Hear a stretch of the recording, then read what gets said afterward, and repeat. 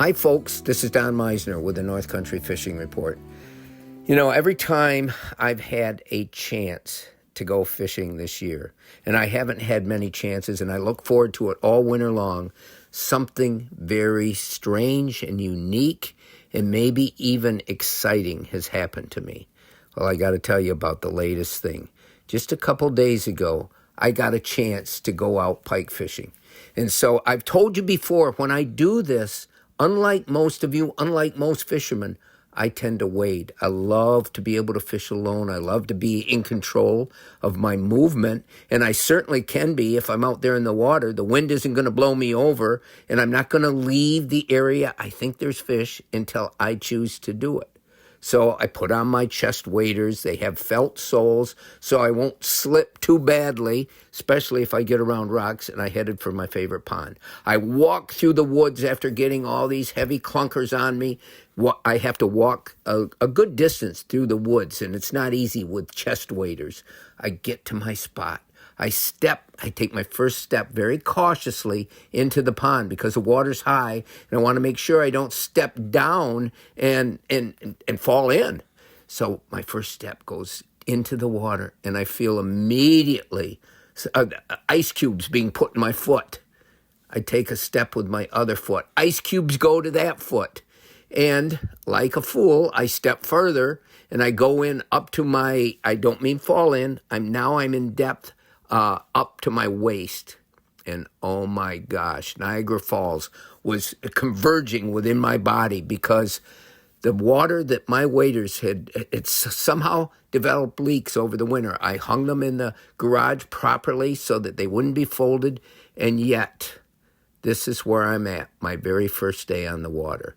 And I got to tell you, it was, I have to think, okay, am I going to endure this cold water completely filling up my waders, me potentially freezing to death for a couple of casts? I took one cast, and I whipped the line in the wrong way, and my wonderful lure that I had snapped off the line. And I'm like, okay, something is telling me something. I turned around, I walked back, and I got to my car, and I'm like, what a way to start the season. What am I going to do now? I don't have anything else to put on my feet. I need to get out in the water. There's very few places I can actually stand on the shore and have the same advantage that I do when I wade. And so I think, okay, I'll go to the one spot that maybe I can stand along the shore. And I get there. And I'm told by other people there, oh, there's been a ton of fishermen out here today. They're all fishing this spot. They've heard you talk about it on the radio and blah, blah, blah. So I thought, okay, I'll take a chance. And I put on a bucktail jig. Now, most of you probably don't use these. I spent a good part of my life. This was my favorite lure. I put this jig on. I cast out. In my first cast, I catch a pike. It wasn't real big. It might have been legal to keep. It was probably 22, 23 inches, maybe only 21. Point is, I put it back in the water. And I cast 100, 200, 300 times more. Nothing. I walk all down along the shore. I come back. I'm going to get in my car. And I thought, okay, I'll go back down there on the sand, and I'll make a couple more casts just to see, because I caught a pike 200 casts ago. So I go down and I cast out. And I have this unbelievable, I think it's a quarter ounce, it might be lighter, bucktail that looks in the water almost like a baby perch or something. It has yellow and orange and green colors in the bucktail.